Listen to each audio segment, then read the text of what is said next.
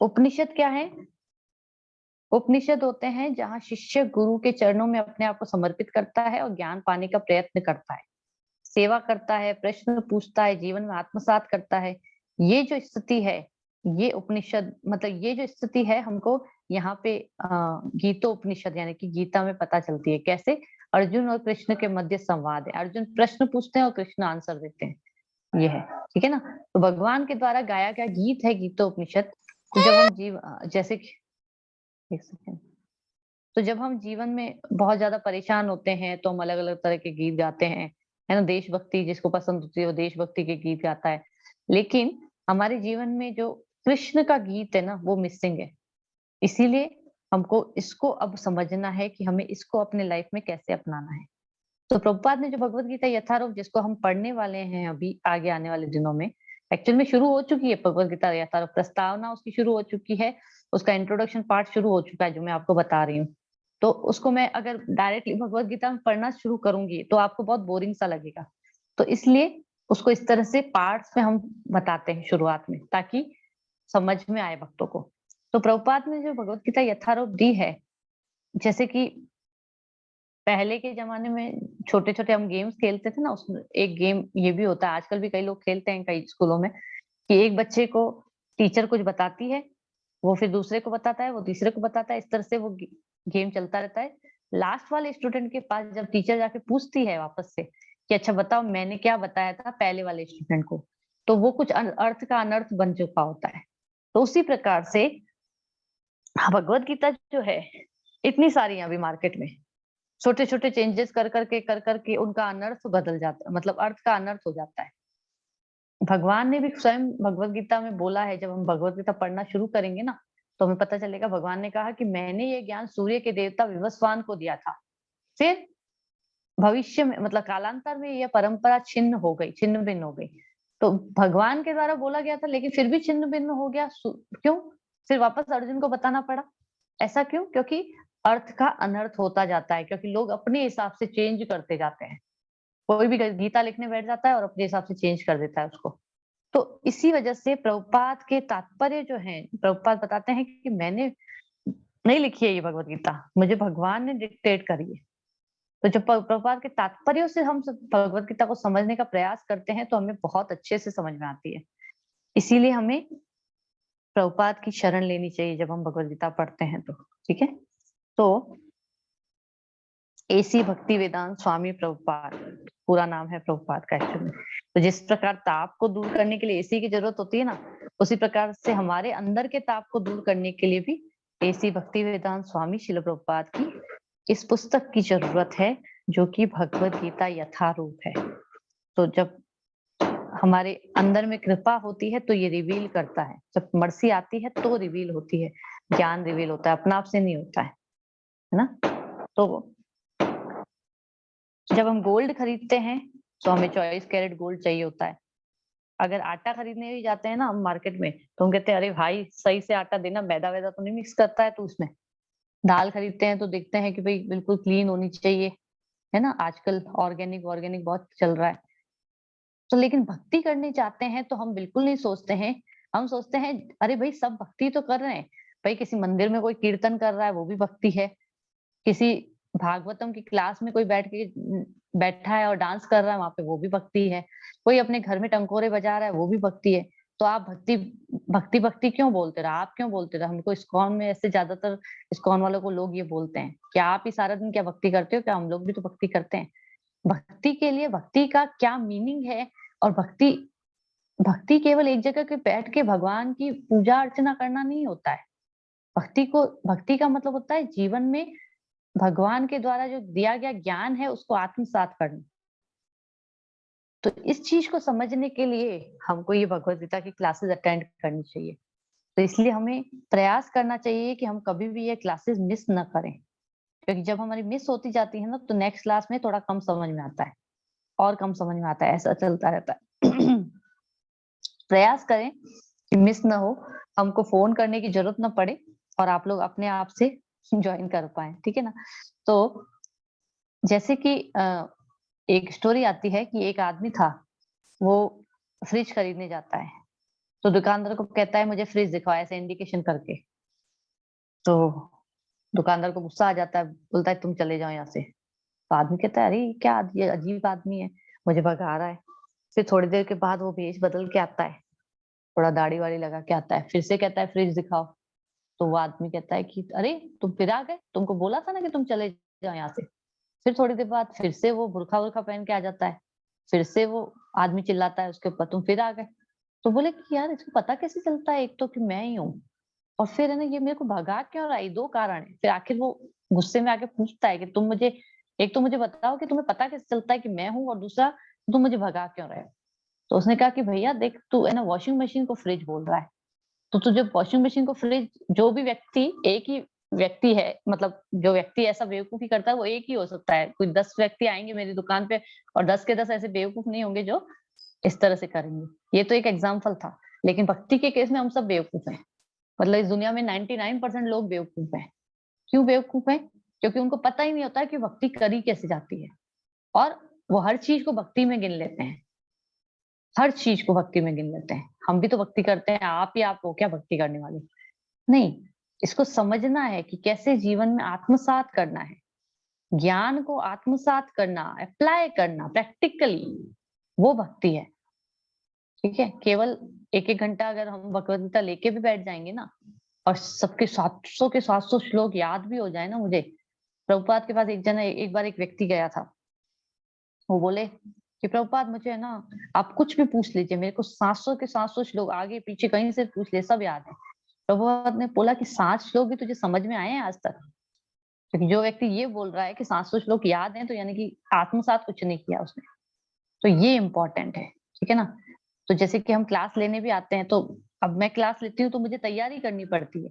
क्यों? प्रभुपाद की शरण लेनी पड़ती है, आचार्यों से प्रार्थना करनी पड़ती है, तब जाके हम कुछ बोल पाते हैं। क्योंकि नहीं तो ज्ञान जो होगा अपने मन मर्जी का ज्ञान होगा। तो वो हमको प्रभुपाद ने मना किया, भगवत गीता यथारूप है, जो कि आचार्यों के द्वारा आई है, वही भगवान के द्वारा आई है, और उसी को आगे प्रेजेंट करना है।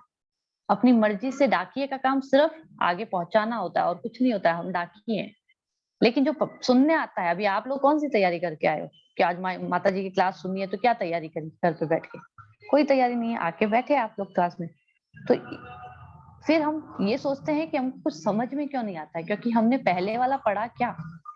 हम पहले वाला, ये सारी चीजें मैं क्यों बता रही हूँ अभी, क्योंकि आगे आने वाली, सॉरी, मुझे एक बात बताइए, आप लोगों को डिस्टरबेंस आ रहा है क्या बाहर से? अभी तो आवाज मेरी क्लियर आ रही है?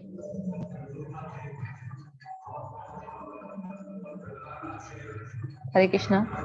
आवाज तो आ रही है, पर हाँ थोड़ा बैक वाला आवाज थोड़ा डिस्टर्ब कर रही है। हाँ, बाहर रोड पे कुछ, एक सेकंड, मुझे कुछ प्लेस चेंज करना पड़ेगा, एक सेकंड।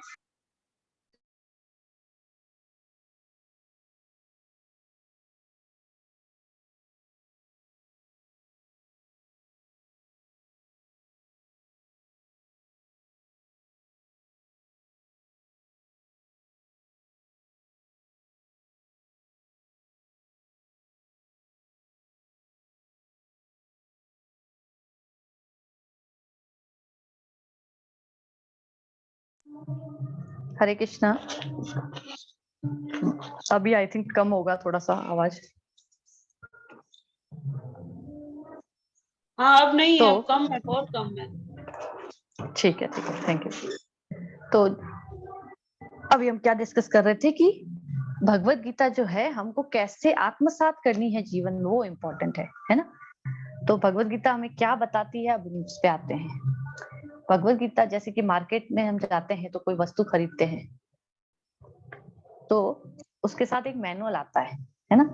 तो मैनुअल में लिखा होता है ना, जैसे कोई भी वस्तु, फ्रिज खरीदा तो फ्रिज के साथ मैनुअल आएगा कि ये क्या है, फ्रिज है, इसका क्या उपयोग है, कैसे चलाया जाता है ना, उसके बारे में। उसी प्रकार से भगवत गीता जो है वो हमारी लाइफ का इंस्ट्रक्शन मैनुअल है ना। कुछ भी लाते हो आप मार्केट से, कोई भी मोबाइल, फ्रिज, वॉशिंग मशीन, कुछ भी लाओगे आपको मैनुअल मिलता ही मिलता है। और अगर आप अपनी मर्जी से कुछ यूज करने, आजकल जो लेटेस्ट टेक्नोलॉजीज आती जाती हैं, तो हम अपनी मर्जी से उसमें चेंज नहीं करते हैं। हम थोड़ा पढ़ते हैं, समझते हैं, या फिर हमको कोई आके बता के जाता है कि भैया इस तरह से यूज करोगे तो ज्यादा चलेगा प्रोडक्ट। उसी प्रकार से हमें अपने जीवन में किस तरह से मतलब जीवन को किस तरह से चलाना चाहिए, क्या क्या करना चाहिए, क्या नहीं करना चाहिए, ये सब हमको भगवत गीता बताती है ना। तो जैसे कि कोई व्यक्ति, कोई बच्चा है, वो आईआईटी में एडमिशन लेना है मान लो उसको, तो पहले उसको पता करना पड़ेगा कि भाई आईआईटी का कोर्स क्या होता है, फिर एग्जाम कौन सा है, फिर कौन से कॉलेज में एडमिशन मिलेगा, ये सब कुछ है ना।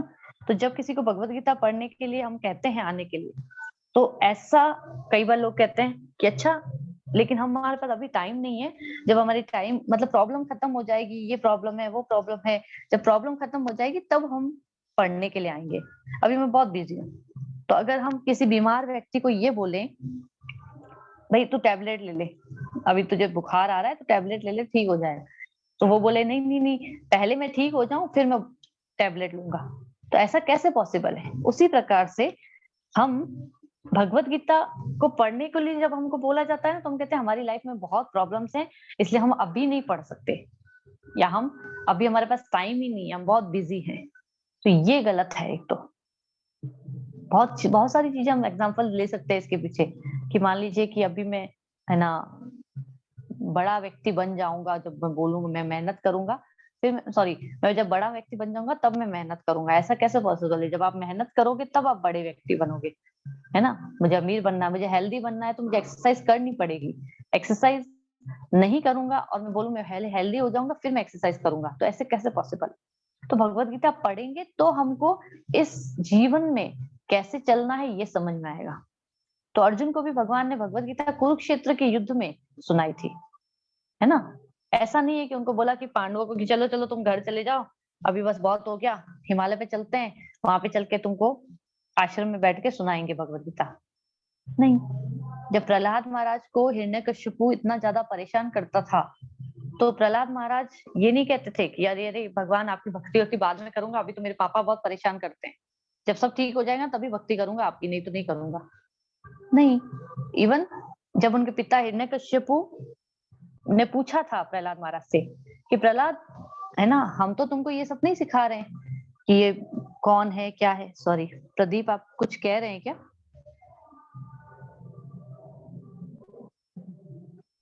मैम वो हेलो हरे कृष्णा। हाँ मैम, वो अमन जी अभी भी ज्वाइन नहीं कर पा रहे, वो मैसेज कर रहे हैं अभी। ओ सॉरी, मैं क्या पता नहीं उनकी क्या प्रॉब्लम है, मतलब उनको या तो कोई लिख के भेज दे अलग से, मतलब उनको पासकोड और वो मैम बिल्कुल अलग। उनको जूम आईडी नंबर चाहिए। प्रवीण प्रभु या माता जी हेल्प कर सकते हैं, मैं तो अभी फिर इस बारे में आप लोग देख लीजिए प्लीज। जी माता जी। हम्म। तो हिरण्यकशिपु बोले कि भाई प्रहलाद हम तो तुमको ये बातें नहीं सिखा रहे हैं, गुरुजन भी नहीं सिखा रहे क्योंकि वो तो असुर थे, तो तुमको ये शक्ति कहाँ से मिल रही है, इतना ज्यादा तुम जो विष्णु विष्णु करते रहते हो, ये क्या है। तो प्रहलाद निडर होके बोलते हैं जहां से आपको शक्ति मिल रही है वहीं से मुझे भी मिल रही है। तो इसका मतलब क्या, हमको प्रॉब्लम खत्म होने की प्रतीक्षा नहीं करनी है, क्योंकि ये आलस है एक तरह से, और आलस जो होता है जीवन का सबसे बड़ा दुश्मन होता है जीव का। क्योंकि हमको हम क्या होते हैं, कुछ तो हम शरीर से आलसी होते हैं और कुछ हम मन से आलसी होते हैं। कौन अटेंड करे क्लास, अब आज ठीक है ना इतने बार कर ली, अब एक बार नहीं करी तो चलता है। अब देखिए आज हमने फोन नहीं किए हैं तो नहीं अटेंड कर पा रहे हैं भक्ति को, क्यों हो रहा है ऐसा, क्योंकि आलस है। तो इसलिए हमको आलसी नहीं बनना है सबसे पहले, ठीक है ना। दूसरी चीज, भक्ति का मतलब यह नहीं है कि सब घर बार छोड़ के हरिद्वार चले जाएंगे, है ना। फिर हम ये भी सोचते हैं कि अरे तो ये भक्त लोग जो होते हैं ये सब साधु वाधु, ये तो कोई नशा करता है, कोई बीड़ी पीता है, तो हम किसी को भी देख के साधु की ड्रेस में और फिर भक्ति का ये ऐसे प्रिटेंशन करते हैं कि भाई ये जो भक्ति करने वाले लोग होते हैं ना, आखिर में ये साधु वाधु बन जाते हैं और फिर नशा बीड़ी बीड़ी बीड़ी करते हैं, नशा करते हैं और माया को कॉन्शियस हो जाते हैं। तो हम इमेज सबके सब साधुओं के लिए, साधु का मतलब जो भक्ति में होता है, इसको हमने इस तरह से समझा है, तो फिर हम सबके लिए वो इमेज बना देते हैं, है ना। लेकिन इसको इस तरह से समझना है कि जैसे एक मल के कीड़े को मल से हटाकर हलवे पर डाल देंगे, तो वो ऐसे सोचेगा कि अरे यार मुझे ये कहाँ लेके मजा आ गया, मुझे कहाँ लेके आ गए, नहीं, ऐसा नहीं होता है। हमारा स्वभाव बदलना बहुत मुश्किल है। हम भक्ति करने जाते हैं, लेकिन चीजें हमको समझ में आते आते आती है। क्यों? क्योंकि बहुत टाइम से चीजें जड़ पड़ी हुई हैं। तो जब हम अपने स्वभाव के विपरीत जाने का प्रयास करते हैं ना, तो हमें हमारा मन, बुद्धि, अहंकार रोकता है और ऐसे ऐसी चीजें दिखाएगा आपको। भैया क्लास में आने से पहले तो जैसे आपके जीवन में कोई दुख ही नहीं था, अभी क्लास में आना शुरू किया है तो जीवन में दुख ही दुख आ गए आपके, और इसीलिए हमको इससे पीछे पीछे हटना है इससे। ये चीज है ना? तो एक सेकंड रुकिए।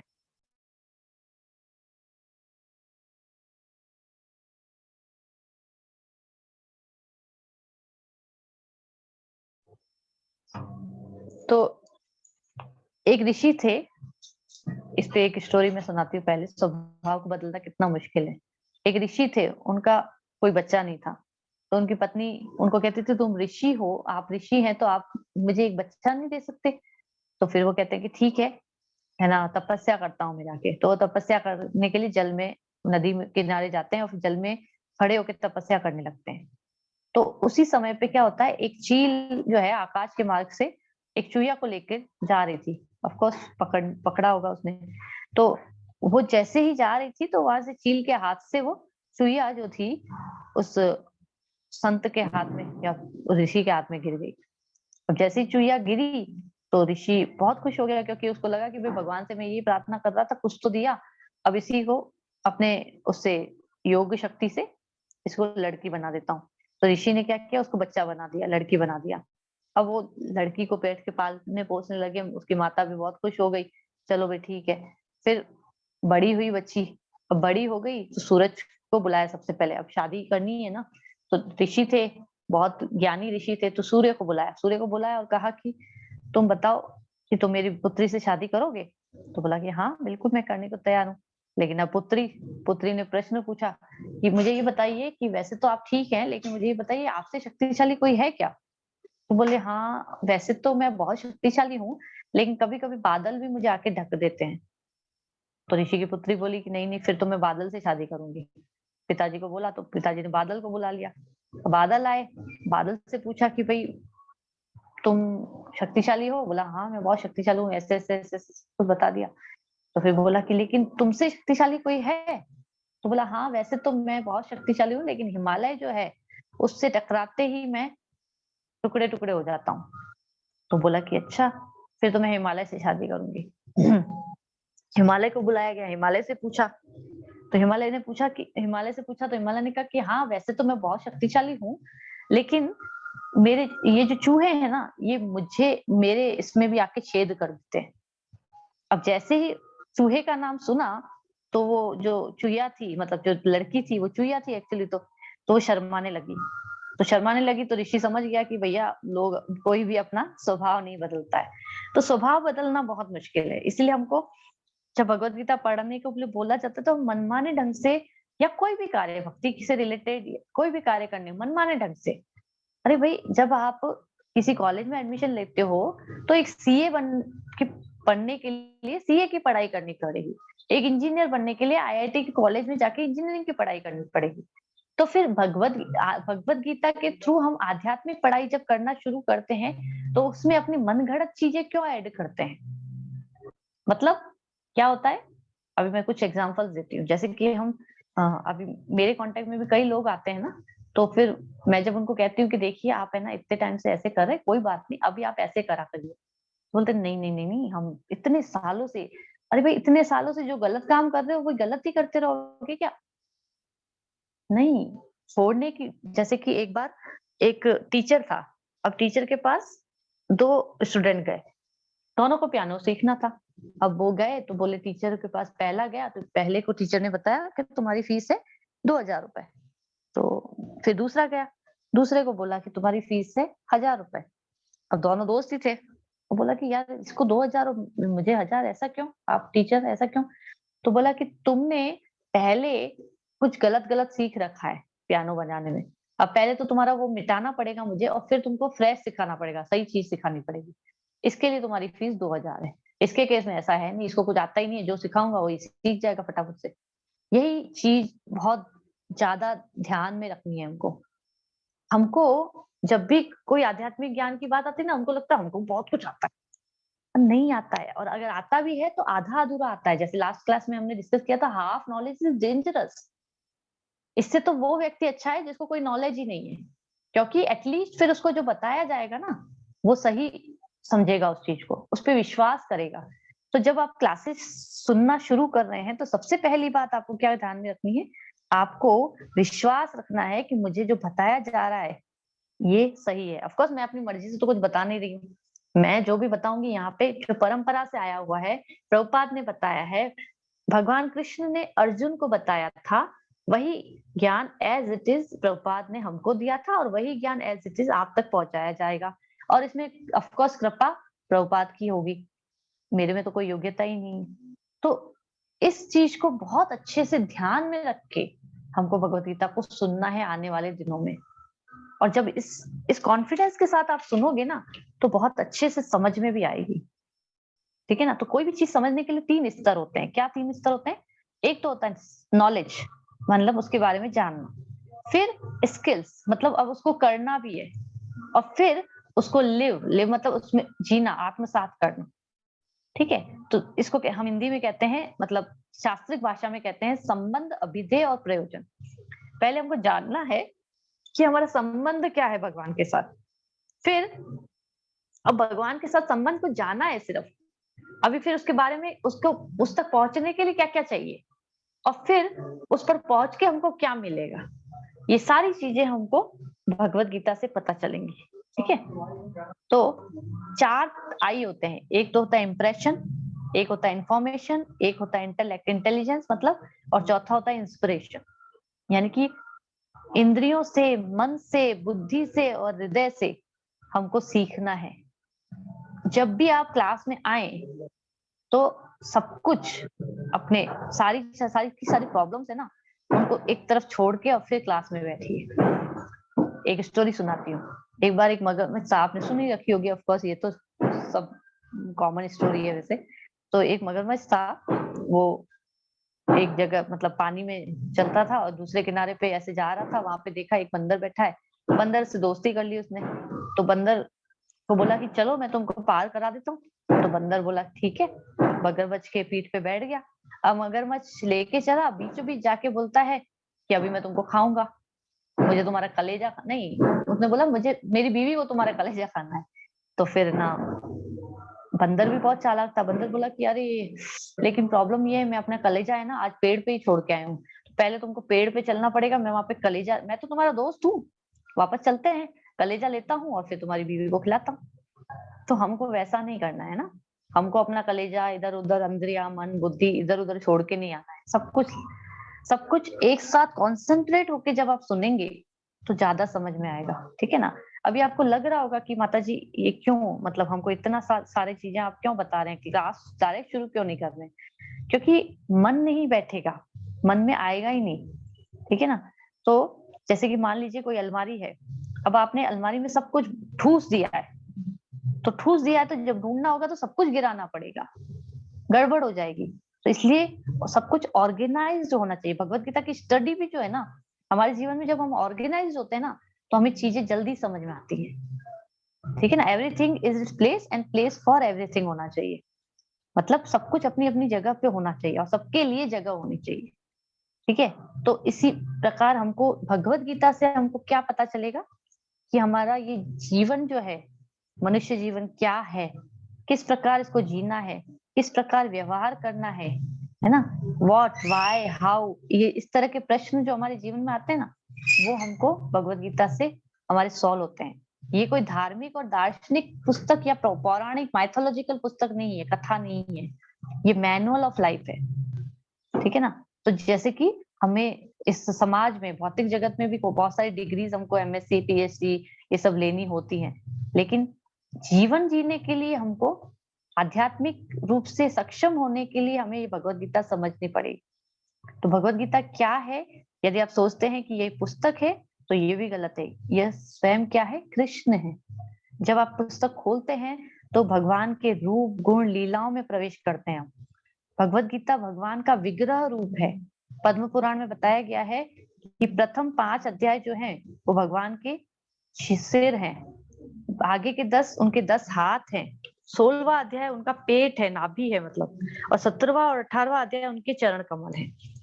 तो ये भगवत गीता जो है वो कृष्ण से अभिन्न है। तो जब हम श्लोकों का उच्चारण करते हैं तो हम भगवान का संग करते हैं, तो हमें हर एक चीज मतलब, तभी प्रभुपाद हमेशा बोलते थे कि आप केवल एक श्लोक भी रोज पढ़ते हो ना भगवत गीता का और समझते हो, वो भी सफिशिएंट है। ऐसा नहीं है कि बैठ के 1 घंटा भगवत गीता को रटना है। जैसे मैंने अभी एग्जांपल दिया था 700 श्लोक के 700 श्लोक याद है मुझे, उससे कोई मतलब नहीं है। आपने एक श्लोक पढ़ा, अगर एक श्लोक को ही आपने 7 दिन तक भी पढ़ लिया ना और उसको मनन किया तो वो ज्यादा इंपॉर्टेंट है। जैसे कि हम भगवत गीता जब पढ़ते हैं, मैं पढ़ाना जब चालू करूंगी तो मैं संडे के संडे अभी जैसे क्लासेस जो ले रही हूँ उसमें मैं हफ्ते की 5 कभी 7, मुझे जैसा लगता है समझ में आता है कि भाई इससे ज्यादा इस बार नहीं हो पाएंगे, तो 5-7 श्लोक, कभी 10 श्लोक छोटे होते हैं तो उस तरह से इतने ही ले पाती हूँ। और उसको अगर आपने पूरे हफ्ते तक फिर उनको पढ़ा, आपने तात्पर्य भी पढ़े, फिर उनमें से प्रश्न पूछे, तो आपको ज्यादा समझ में आएगा। नहीं करा तो कोई बात नहीं, मैं तो क्लासेस लेती रहती हूँ, लेकिन प्रॉब्लम ये है कि हमारे समझने की स्पीड जो है वो कम हो जाएगी, हमारी आत्मसात करने की स्पीड जो है वो कम हो जाती है। तो इसीलिए जो 18 चैप्टर हैं, ये भक्ति के प्रगतिशील चरण हैं, कैसे भक्ति में आगे बढ़ा जाता है, वो 18 चैप्टर में ध्यान योग, ज्ञान योग, फिर भक्ति योग पे आते हैं भगवान। ठीक है ना? तो 700 श्लोक जो है, इनमें जीवन का प्रत्यक्ष ज्ञान मिलता है हमको। जो ये शब्द है, एक एक शब्द भगवत गीता का, वो ईश्वर प्राप्ति की ओर ले जाता है हमको। और इसका जो ज्ञान है वो कालातीत है, यानी कि टाइमलेस विजडम है। 5000 वर्ष पूर्व अर्जुन को दिया गया था, अभी तक चेंज नहीं हुआ है। ऐसा नहीं है कि भगवत गीता आज पुरानी हो गई। हमारी कोई भी बुक होती है हमारी एजुकेशन की, वो आज जैसी है अगले साल 2 साल बाद चेंज कर दी जाती है बोर्ड्स के द्वारा। लेकिन भगवत गीता चेंज नहीं होती है अगर अपनी मर्जी से कोई अपना अपना ही मन उल-जलुल कुछ उसमें डाल नहीं रहा हो। उसके अलावा भगवत गीता वास्तव में जो है वो यथारूप है। तो इसीलिए सनातन धर्म के बारे में हमको पता चलेगा भगवत गीता से। भगवत गीता में सॉरी, जीव, ईश्वर, प्रकृति, काल और कर्म के बारे में हमको पता चलेगा। तो 700 श्लोकों में से 575 श्लोक कृष्ण ने बोले, भगवान कृष्ण ने बोले हैं। 83 श्लोक अर्जुन ने बोले हैं, 4100 श्लोक संजय ने बोले हैं और 1 श्लोक धृतराष्ट्र का है। तो भगवत गीता क्या है? एक तरह से भगवत गीता एक प्रेम पत्र है। इसको पढ़ना है, रखना नहीं है। प्रेम पत्र कैसे? जैसे कि अगर आपको प्रभुपाद के तात्पर्य को हम देखते हैं ना, तो हमें ऐसे समझना चाहिए। एक श्लोक हमने पढ़ा, उसका अनुवाद पढ़ा और तात्पर्य जब हमने पढ़ने बैठे, तो मेरा नाम जैसे कि है भवानंदिनी देवीदासी, तो ऊपर मेरे लिए आया प्रिय भवानंदिनी देवीदासी और नीचे आया योर सर्वेंट प्रभुपाद। प्रभुपाद हमेशा ऐसे सोच के लिखते थे तात्पर्य। तो यानी कि तात्पर्य, एक एक तात्पर्य हमारे लिए है, प्रभुपाद हमारे लिए लिख के गए हैं, तो हमको उसको इस तरह से लेना है। ये एक वैज्ञानिक ज्ञान है, ये एक निर्णय शास्त्र है। डिस्क्रिमिनेशन करना सिखाती है भगवत गीता। तो भगवत गीता पढ़ने से क्या होगा? दुनिया में इतने दुख क्यों है, कौन, कोई अमीर है, कोई गरीब है, कोई कुरूप है, कोई सुंदर है, ऐसा क्यों है? हमेशा ये मार क्यों मिलती रहती है जीवन में? ये सारी जो आंखों पे हमारे पट्टी लगी हुई है ना इस भौतिक जगत की, ये करूंगा तो सुखी हो जाऊंगा, वो करूंगा तो सुखी हो जाऊंगा, नहीं होने वाले। आज हम क्लास सुन रहे थे, बोले कि जाना तो पड़ेगा ही। कोई अभी चला जाएगा 1 सेकंड बाद, और कोई जो होगा 50 साल बाद जाएगा। जाना तो सबको ही है, लेकिन जाने के लिए तैयारी कौन कर रहा है? और नहीं कर रहे हो तो वापस आना पड़ेगा, और वापस यही दुख जो भोग रहे हैं वो भोगने पड़ेंगे। तो भगवान क्या कह रहे हैं? भगवान भी यही कहते हैं कि ऐसा करोगे, वैसा करोगे तो मेरे पास आ जाओगे, नहीं तो वापस जाना पड़ेगा, वापस इस भौतिक जगत में। तो जीवन में दुख तो आएंगे, बारिश तो होगी, लेकिन अगर हम छाता उठा लेते हैं तो हम बच जाएंगे। कीचड़ तो वैसा का वैसा रहेगा, लेकिन चप्पल हम पहन लेते हैं तो हम बच जाएंगे, हमारे पैर गंदे नहीं होंगे। तो परिस्थितियां जो है हमारे आसपास की, वो वैसी की वैसी रहेंगी। कब दुख आता है, कब सुख आता है, वो आके ही रहेगा, लग के ही रहेगा हमको। हम कैसा रेस्पॉन्ड करते हैं उसमें, ये इंपॉर्टेंट है। ठीक है ना? तो भगवत गीता जो है, भगवान जो है वो जब जल के रूप में अवतार लेते हैं तो वो गंगा जमुना के रूप में अवतार लेते हैं। पत्थर के रूप में यानी कि भगवान श्री विग्रह होते हैं, जब अलग अलग घरों में हमने देखा है। और भूमि के रूप में अगर भगवान को देखना हो तो वृंदावन धाम वो भूमि है। व्यक्ति के रूप में भगवान को देखना हो तो श्री गुरु, मतलब हमारे जो गुरु होते हैं वो भगवान है।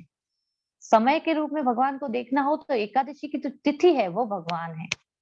शब्द के रूप में भगवान को देखना हो तो महामंत्र जो हरे कृष्ण कृष्ण कृष्ण हरे हरे, हरे राम राम राम हरे हरे, ये महामंत्र जो है ये भगवान है। लकड़ी के रूप में जब भगवान प्रकट होते हैं तो वो जगन्नाथ जी के रूप में प्रकट होते हैं।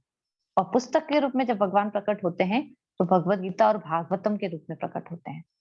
तो भगवान का साक्षात अवतार है, कॉम्पैक्ट फॉर्म होती है ना, पोर्टेबल टेम्पल, वो है भगवत गीता एक्चुअली। हमारे लिए भगवान इस पुस्तक के रूप में अवतरित हुए हैं, ठीक है ना।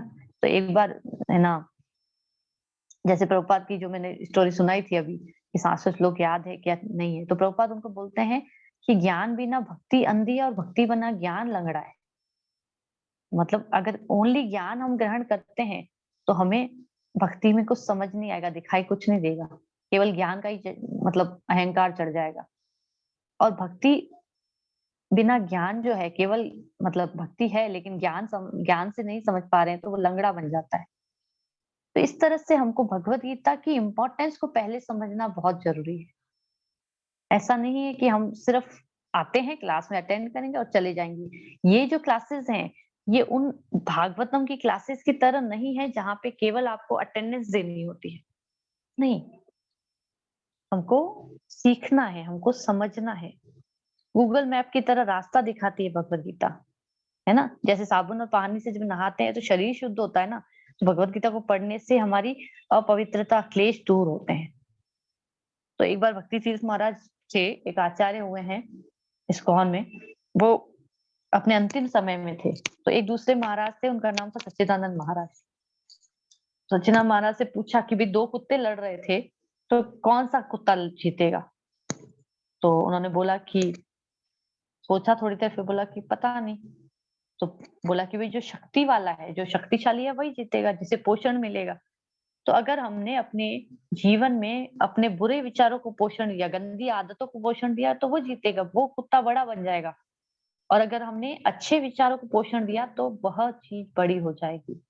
तो ये हमारे ऊपर है कि हम किस चीज को इम्पोर्टेंस देते हैं। करिए अपनी पूरी लाइफ में जो जो कार्य आप करना चाहते हैं सारे करिए, लेकिन उसके साथ आध्यात्मिकता को अपने जीवन में ऐड करिए, क्योंकि नहीं समझ में आएगा नहीं तो कुछ नहीं रहेगा, यहीं के यहीं हम चलते रहेंगे। और सुख दुख जब आएंगे तो बहुत झटके लगेंगे, सुख आएगा तो प्रसन्न हो जाएंगे और दुख आएगा तो बिल्कुल तहस नहस हो जाएंगे। जो भक्ति में आते हैं, जो भगवत गीता को समझते हैं, उनके साथ ये प्रॉब्लम नहीं आती है। आती भी है तो वो सहन कर जाते हैं, ठीक है ना।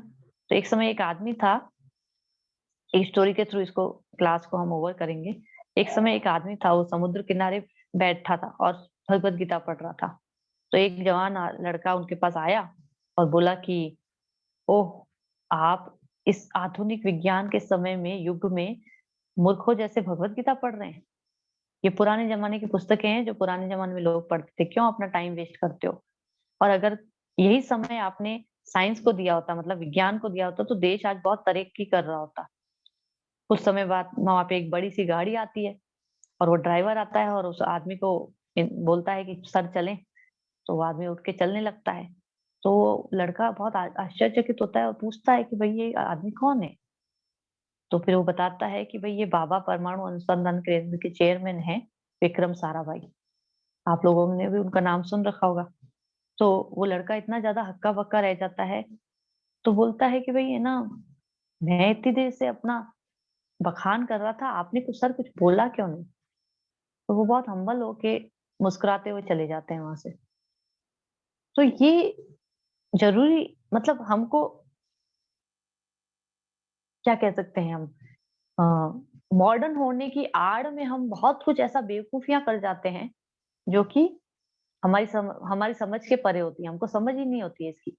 हम सिर्फ बेवकूफियां करे जाते हैं, लेकिन हमको चीजों को अच्छे से अपने जीवन में आत्मसात करना आना चाहिए, ठीक है। एक सेकंड रुकिए प्लीज।